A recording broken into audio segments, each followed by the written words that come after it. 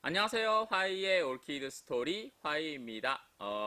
오늘은요, 제가 요거에 대한 이야기를 해볼게요. 우선 꽃부터 보면서 자랑부터 해야 되나? 어떠세요? 와, 이거 꽃이 진짜 마음에 드는데 예쁘죠? 이 꽃이 뭐 어떤 꽃이다에 대한 설명은 다음에 하고, 좌우간 제가 요거를 6년 키웠거든요. 6년 만에 꽃을 처음 봤습니다, 진짜. 와, 인간 승리다, 이거. 그동안에 뭐 힘든 고비도 있었지만, 어쨌든 간에, 네. 그런데 이게 제가 요번에 6년 만에 꽃펴서 시간 지나면 꽃피는 게 아니라 제 생각에는 제가 온실에서 키웠기 때문에 요번에 꽃이 피지 않았나라는 생각을 합니다. 네, 오늘의 이야기는요, 바로 유묘 키우기입니다. 유묘라고 하면은 뭐냐 하면 요런 게 바로 유묘예요. 이런 거. 보시면 어려 보이죠? 그러니까 유묘. 얘 같은 경우는 꽃 피는 사이즈 개화주라고 합니다. 우선 개화주와 유묘의 장단점이 각각 있어요, 키우기에. 우선 장점부터 말씀드리면 유묘는 가격이 싸요. 일단 얘 병에서 끄집어내가지고 생산 단가 별로 없을 것 같잖아요. 제가 얘 여기서부터 몇 년 키우면은 물값이라든가 인건비라든가 다 들어가기 때문에 기본적으로 개화주는 비쌀 수밖에 없죠. 거기다가 얘 한번 보세요. 얘랑 한번 비교를 한번 해볼까요? 여러분들은 어느 게 더 이쁘세요? 저는 이게 훨 예뻐요. 얘는 되게 야생의 왈케리아나 같은 느낌이에요. 얘는 되게 정형화된 뭔가 육정된 범상치 않은 왈케리아나처럼 제 눈에는 보이더라고요. 그래서 저는 얘를 만약에 여러분들에게 세촉에 분양을 한다고 하면 한 15만 원에서 20만 원쯤 하면 만족할 것 같아요. 어떤가요? 근데 얘는요, 제가 여러분들에게 이거를 세척 분양한다고 하면은 한 100만 원 받아야 될 것 같아요. 왜냐하면 제가 6년간 키운 공도 있고 진짜 마음에 들어요. 우리 집에 얘는 한 개밖에 없거든요. 야, 괜찮아요? 꽃이 크고 이런 건 아닌데 요 사이즈에서 정말 비율이 딱 좋은 것 같아요. 그죠? 어떠세요? 그렇기 때문에 이야기를 다시 돌아가면 개화주 같은 경우는 말 그대로 꽃이 피는 블루밍 사이즈이기 때문에 내가 꽃을 봤다 이거예요. 그래서 꽃이 마음에 들면 여러분들에게 아주 비싼 가격에 분양이 될 것이고 꽃이 크게 마음에 안 들어도 키운 공이 있기 때문에 비쌀 수밖에 없어요. 우선 난초에 대한 이야기를 조금 더 해보면은 번식에 대한 이야기를 해볼게요.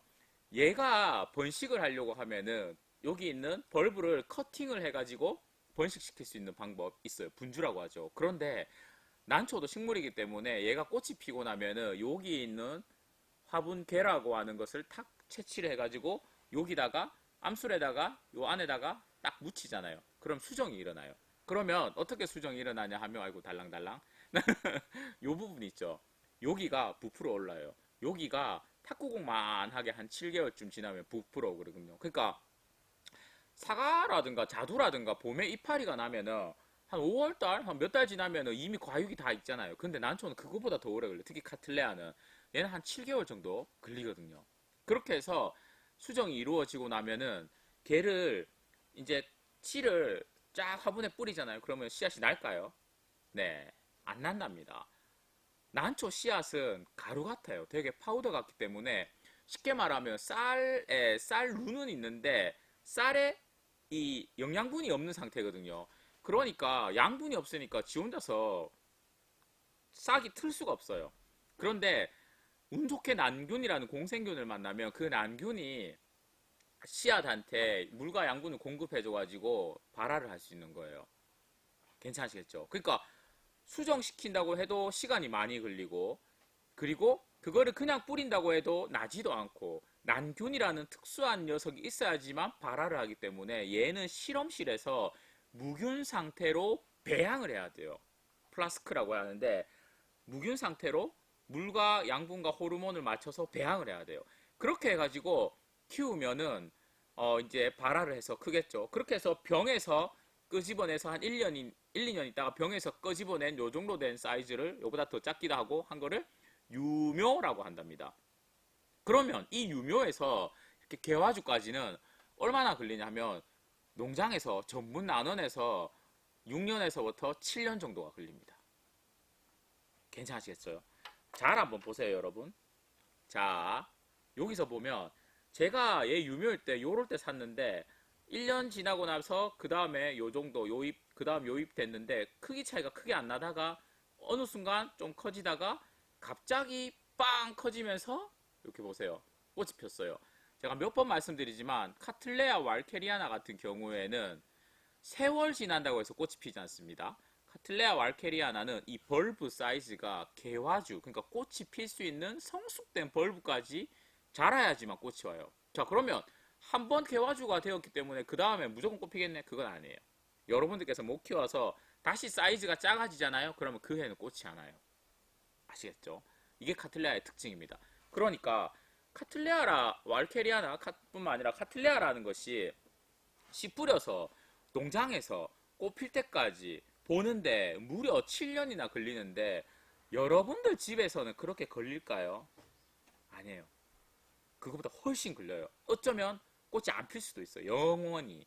무슨 말이냐면 지금 제가 있는 이곳 온실 농장 같은 경우 온실 환경은 습도가 연중 좋고 빛이 좋아가지고 난초가 클 수 있는 최적의 환경 상태인데 여러분들 환경은 가장 큰 것이 일단 빛 부족, 온실보다.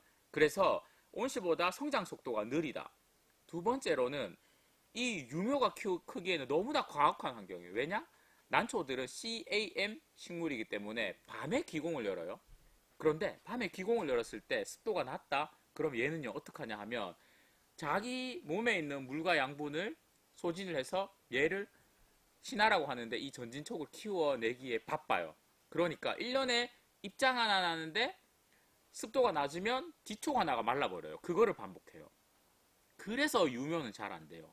그러면 개화주는 어떠냐? 개화주도 마찬가지예요. 그런데 잘 보시면 개화주는 유묘보다 이 물탱크 자체가 커요. 그죠? 그러다 보니까 싹 하나 만들어내는데 물과 양분을 완전히 소진 안 시켜도 이 싹을 만들어낼 수가 있어요. 봄에. 무슨 말인지 아시겠죠? 그러니까 중요한 것은 유묘는 가격이 싼 대신에 여러분들께서 아무리 오래 키워도 이 사이즈까지 못 자랄 수가 있다. 왜냐? 얘는 평생을 인큐베이트에서 살다가 물과 양분과 습도가 아주 좋은 인큐베이트에서 살다가 이 미성숙 애가 바깥에 나오면 엄마가 보살핌도 없이 지 혼자서 걸어다니면서 밥 차려 먹고 할 수 있느냐? 못하겠죠. 그러니까 태반 순화하다가 실패를 보는 게 유묘입니다.